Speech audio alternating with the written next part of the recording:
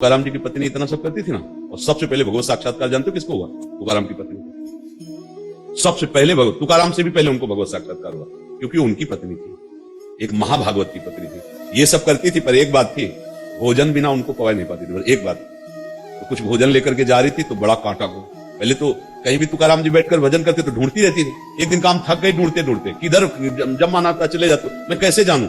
उनका चौराहे में जाके कान लगाना, जिधर की भूमि से विट्ठल विट्ठल आवाज उधर चली आना, वहीं में बैठा मिलूंगा। कैसा नाम जापक महापुरुष है कि भूमि बोलती, जिधर से चरण गए ना वहां की भूमि बोलती है विट्ठल विट्ठल। तो उधर जा रही थी तो पहाड़ में बैठे हो भजन कर रहे थे, तो इतना बड़ा बमूल का कांटा, अब चला न जाए, बड़ा कष्ट। ठाकुर जी आगे पीताम्बर कहा कि अच्छा कांटा लग गया है, मैं कांटा निकाल देता हूं। इतना प्यार, अब कांटा कैसे निकले हाथ से? ठाकुर जी तो निकाल सकते थे, लेकिन महिमा दिखाने के लिए कि मेरे भक्त का थोड़ा भी कोई संबंध स्वीकार करके आदर करता है, तो मैं दांत से, ठाकुर जी ने कांटा निकाला दांत से, और अपने पीताम्बर की पट्टी हल्के ऐसे।